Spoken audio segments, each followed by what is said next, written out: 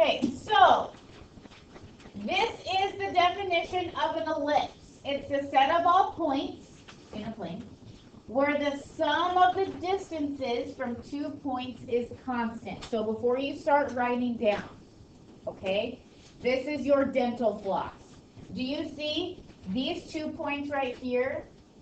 One focus, 2 foci.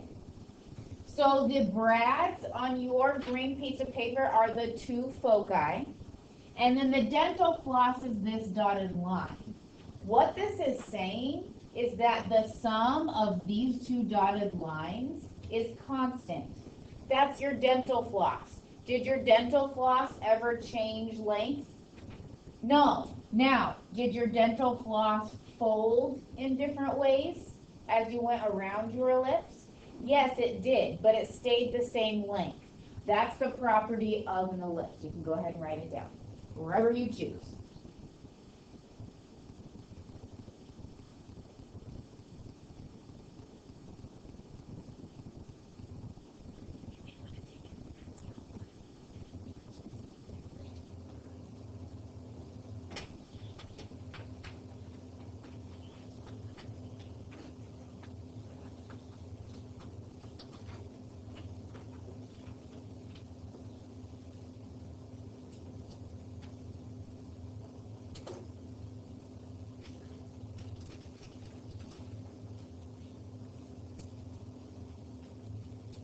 Okay, so we have 2 points inside of our ellipse called foci. I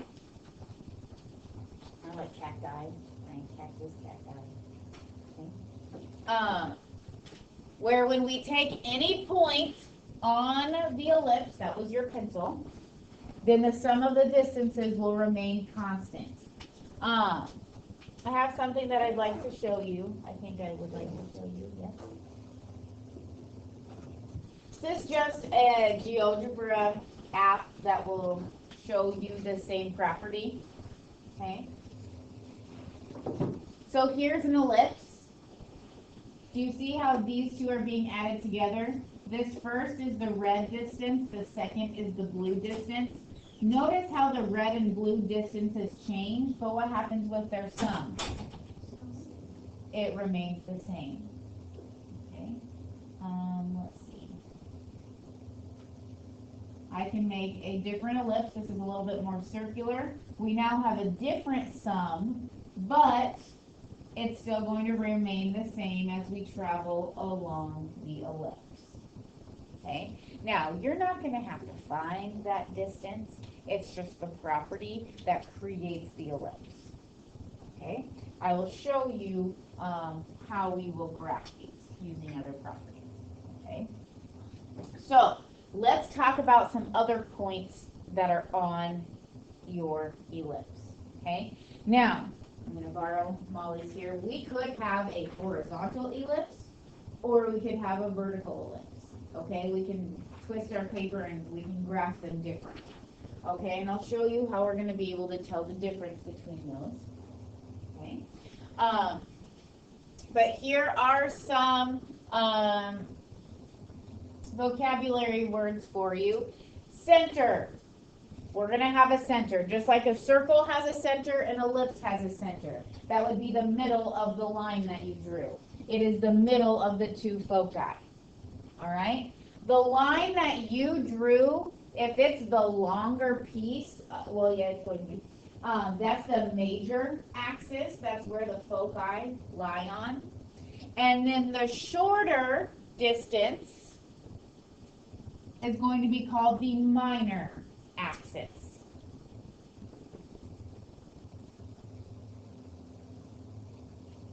Okay, so some of you are labeling the pieces on your green piece of paper. That would be great. Otherwise, you could do it in your notebook. Now, the book identifies these as the vertices. Okay? I'm going to call those the major vertices.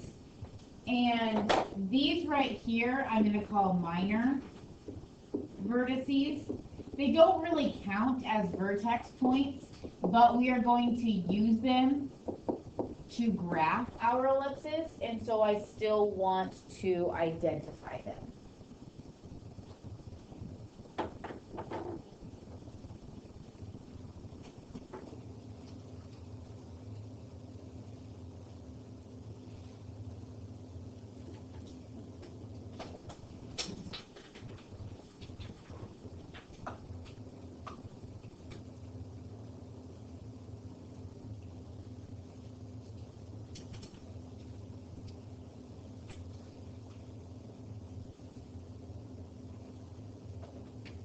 Okay, so now we're going to talk about the difference between a horizontal and vertical ellipse and how we can tell that we have an equation that is an ellipse.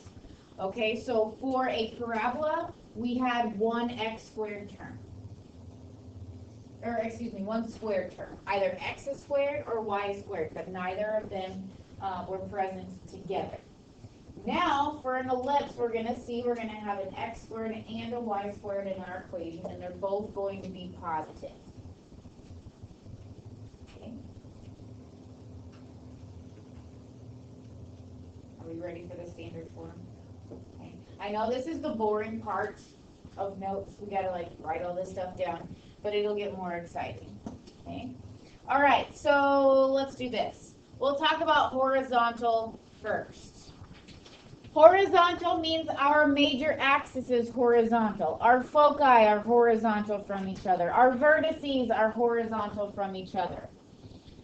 Okay? So go ahead and write down, this is the standard form, x minus h squared over a squared, y minus k squared over b squared.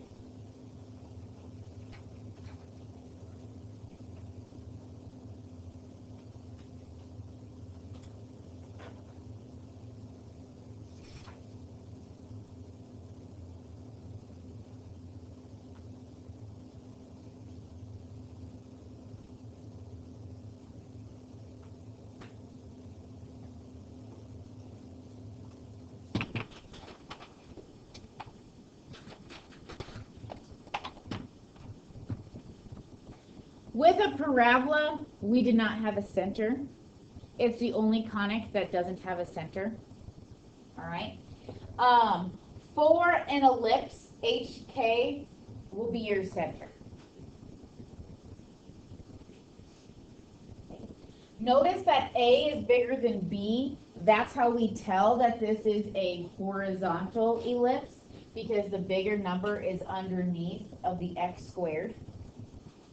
All right. Now, Mrs. Holman, how do we know where the foci and vertices are? All right. The major vertices are A away from the center.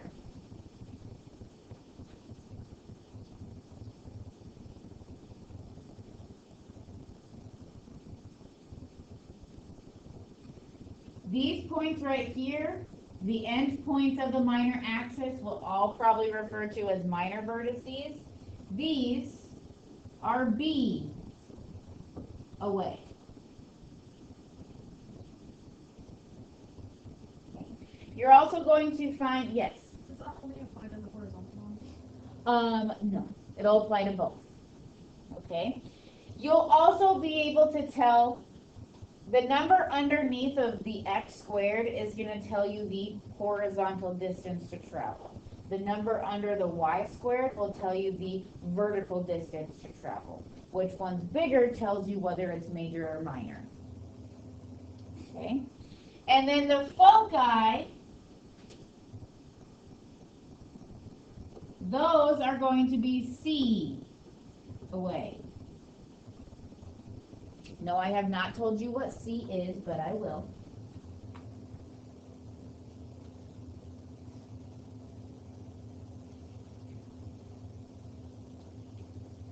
The only difference between a horizontal and vertical ellipse is the location of A squared and B squared.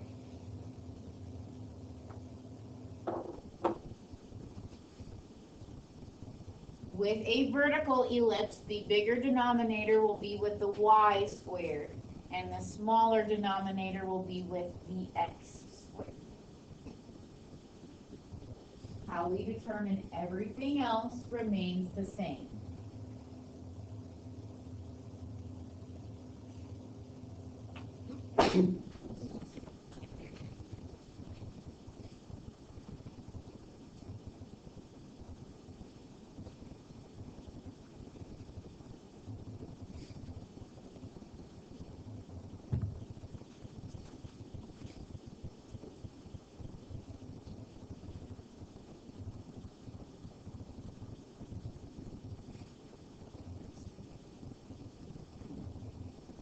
What I would like is for you to take the brads out gently, put them back in your bag, and as you walk out the door to lunch, you can just lay them right here. Make sure the air is out of them, otherwise I can't like just put them together. So when you have this written down and your brads are nicely in your baggie with the air pushed out of it, you may place them here and go to lunch. Bring the rulers back to Yeah, you can take rulers back too, or you can get them when you get back.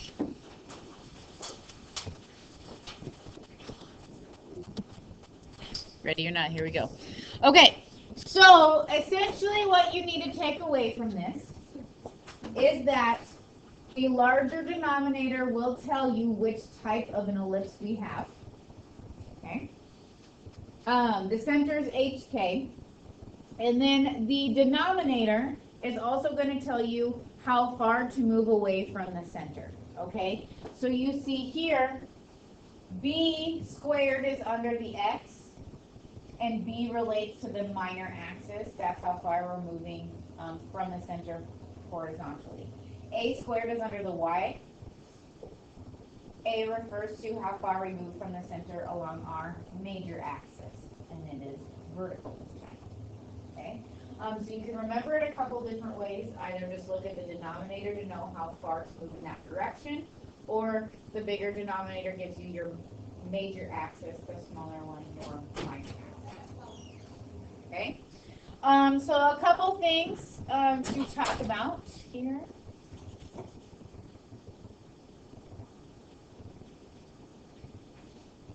Your major and minor axis, I want to talk about how long those are. Okay. If our vertices, how far away are they from the center? They're A away from the center along our major axis. So how long would our major axis be? 2A. How long would our minor axis be? 2B.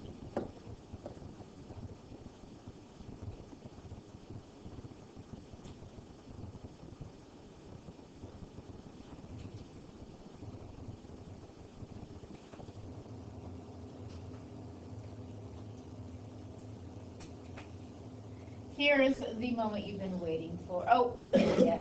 If A equals B, what would be true about our ellipse? It would be a circle. It would no longer be an ellipse, it would be a circle. Okay, so a circle is kind of like a square. A circle is a special ellipse, much like a square is a special rectangle. Okay? If A equals B, we would not have foci. We would just have a center and a radius. Did you have a question? What? Are these functions? Do they pass the vertical line test? No, these are not functions. Only our vertical parabolas are functions, and that is it. All right. Here is how you determine the foci. C squared equals A squared minus B squared. I know, it's a little bit different, isn't it?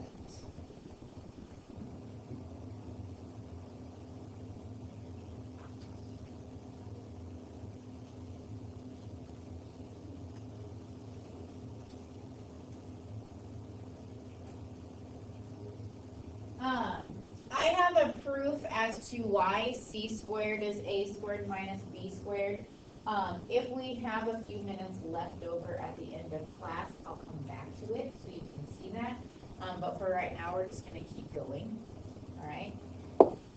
Eccentricity, I already threw out this word when we were doing our Brad activity. Eccentricity measures how circular or how oval our ellipse is. Okay, so we calculate eccentricity by C over A. C is always going to be a number less than A because the foci fit inside of our ellipse. So eccentricity will always be between 0 and 1.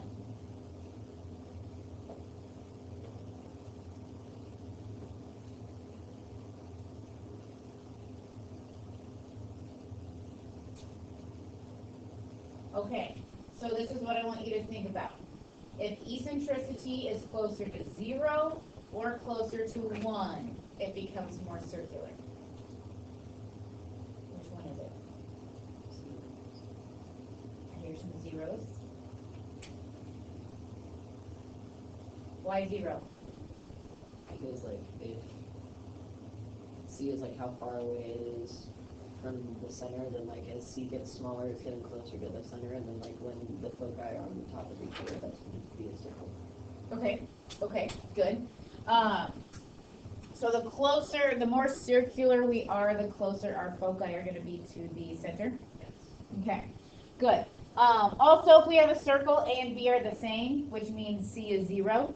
All right, so if we look at eccentricity, C over A, that would be 0. So the closer we are to 0, the more circular our ellipse is. The closer we are to 1, the more oblong our ellipse is going to be. Okay. All right. So I actually don't want you to write this down. I want you to write down x plus 3, the quantity squared over 4, plus y minus 1, the quantity squared over 1, equals 1.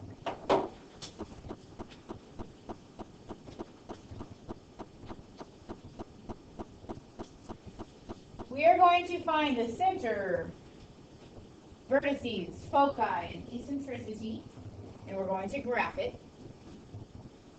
Okay? Now I want to... Delaney Collier to the guidance office, please. Delaney Collier, please come to the guidance office. I wanted to start out with an ellipse that was already in standard form. Okay? Notice how we have both x minus h squared and y minus k squared present. All right?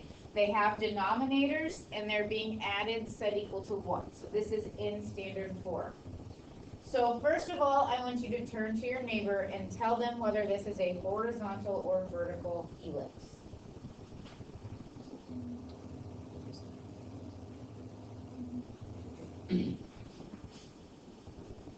All right, somebody from Pod 5, what kind of an ellipse do we have?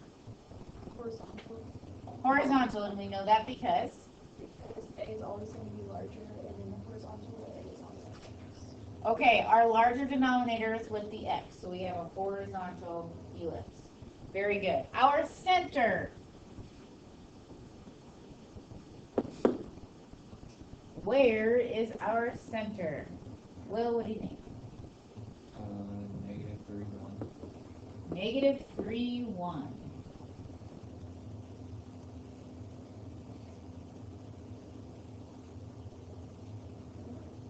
Great. Let's talk about our major vertices first.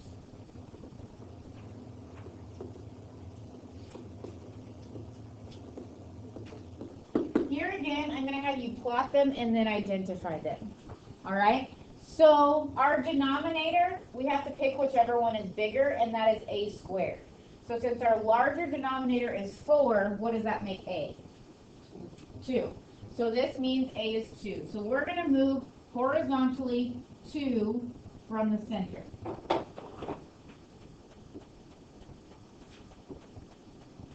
And now I'm going to go ahead and identify those as negative 1, 1, and negative 5, 1.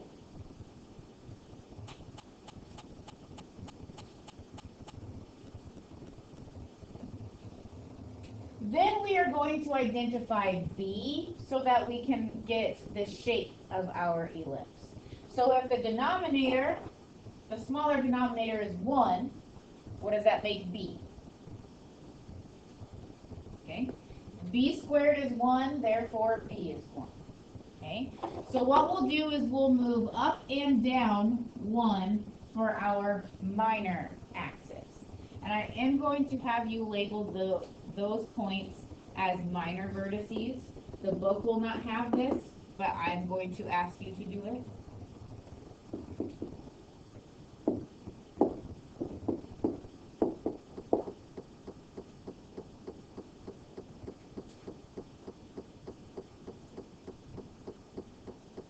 There's our cute little ellipse.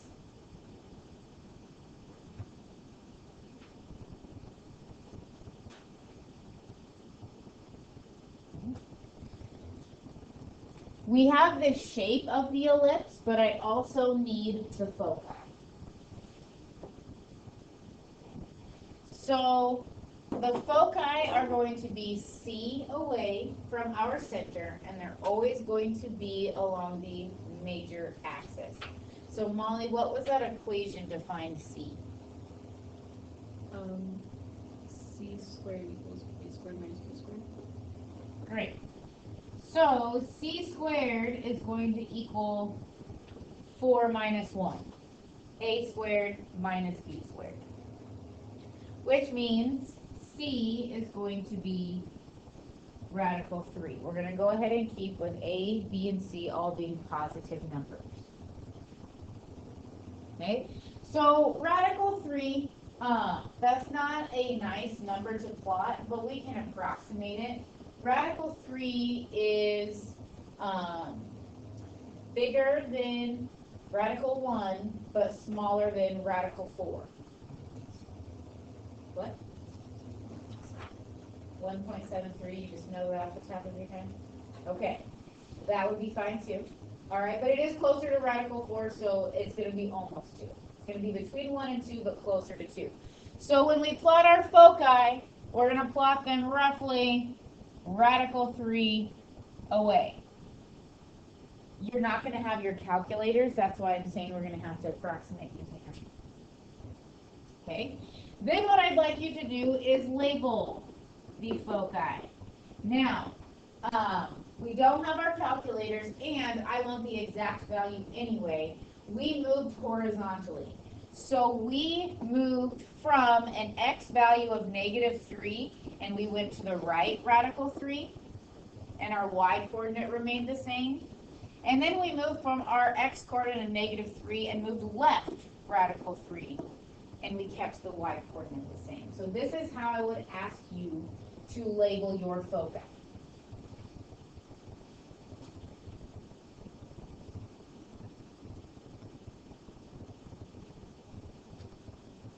Any questions on that graph?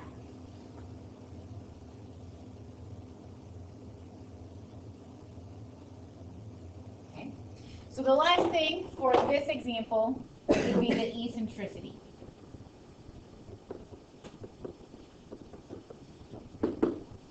Eccentricity. What is our equation for eccentricity? Any? E equals C over A. C over A. So we know that C is radical 3 and A is 2. So radical 3/2 is our eccentricity.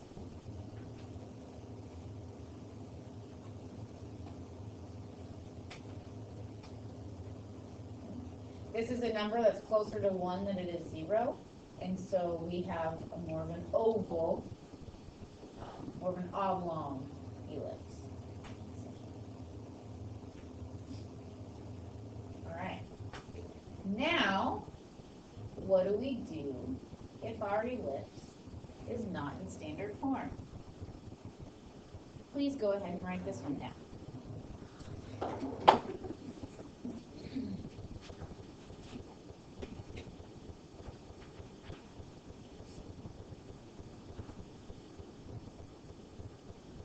This is where the fun begins. And this will be our last example. This will take us to the end.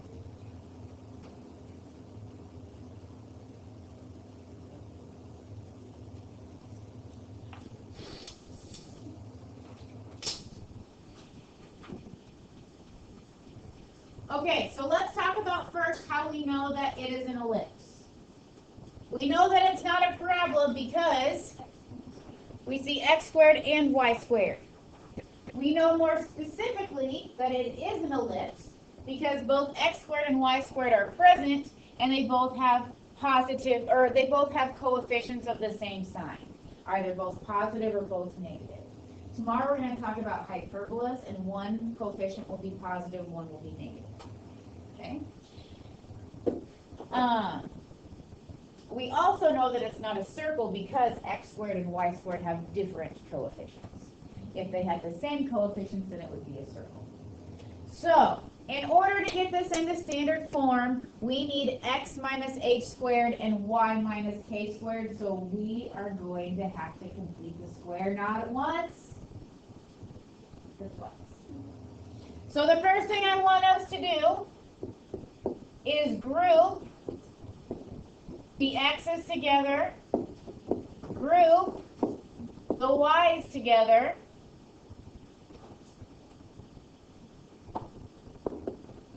and the constant we want on the other side.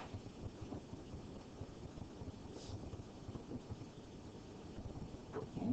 We're going to have to remember some rules about completing the square. We cannot complete the square if our coefficient is not 1. So we are going to have to factor out our coefficients in order to be able to complete the square. So since the coefficient of x squared is 9, we're going to factor out 9. And what remains is x squared plus 4x. We're also going to have to factor out the coefficient of y squared. Since it's 4, we're going to have to factor out 4, and left over is y squared minus 2y.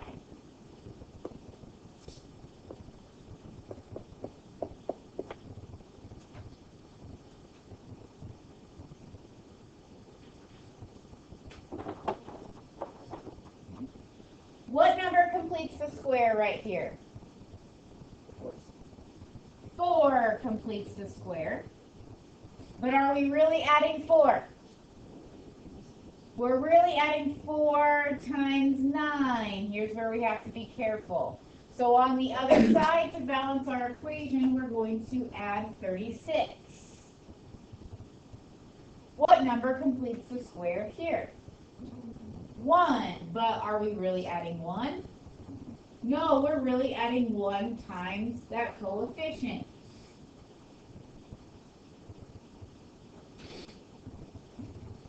So what we have is 9 times x plus 2, the quantity squared, plus 4 times y minus 1, the quantity squared,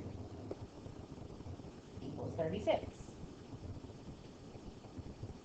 We are almost there. In standard form, what constant needs to be on the right side? 1. So we completed the square, we at least know where our center is. But in order to be able to identify A and B, this has to be a 1. Since it's not a 1, we will divide by that number. So we'll divide by 36 in this case.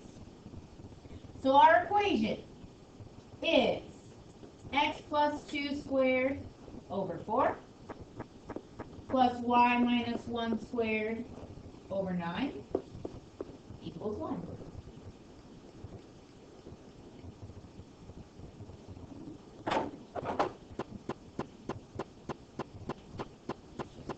I promise you, you will have to do this with an equation for all 3 types of conic sections on Wednesday's quiz. So you have to practice it. These can't be the ones that you skip. Okay? All right, let's identify the center.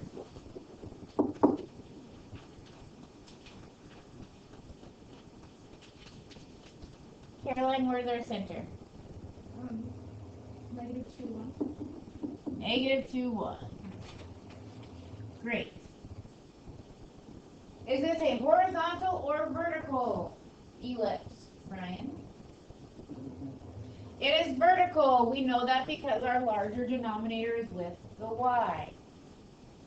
Okay? Since 9 is the larger denominator, it is a squared. So what does that make a? 3. So we're going to move 3 vertically from the center each way to plot our major vertices.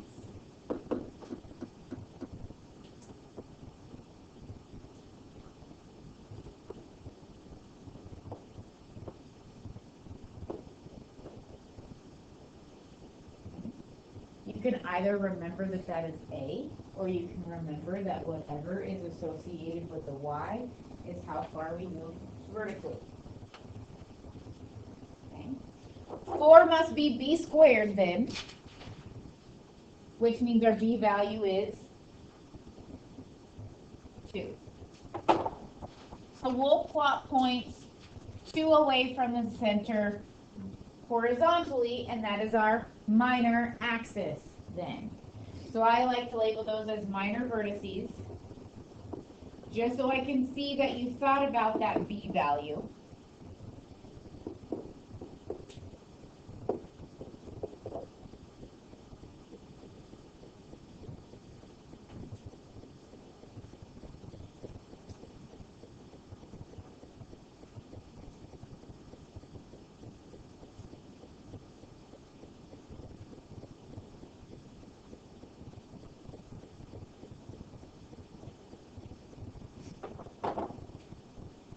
And then finally, we need our C value.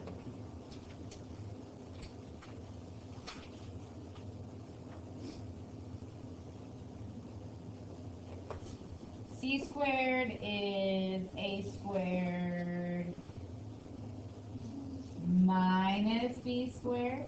Okay, it's a little awkward. If that's the case, that means C squared is 9 minus 4. C squared is 5, which means C is radical 5. Now radical 5, if we were to approximate radical 5, we know it's between what two integers? 2 and 3. Radical 5 is between radical 4 and radical 9, 2 and 3. But it's closer to 2. It's closer to radical 4. So we will move vertically along our major axis a little bit more than 2 to plot our foci.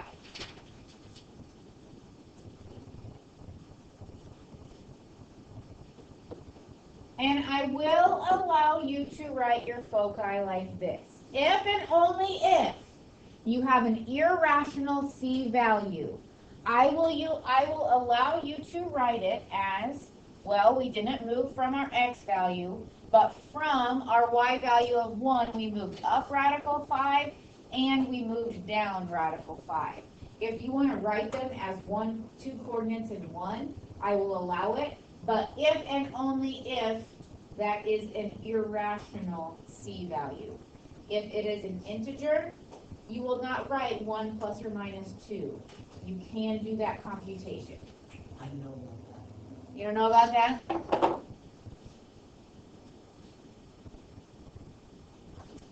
Okay. We have come to the end. Your homework is on your goal sheet. I don't think it's terribly long. There will be problems that you will have to put in standard form, and there will be problems that will already be in standard form for you. Make sure you practice both. Make sure you practice both kinds of graphs so you get to tell the difference between the two.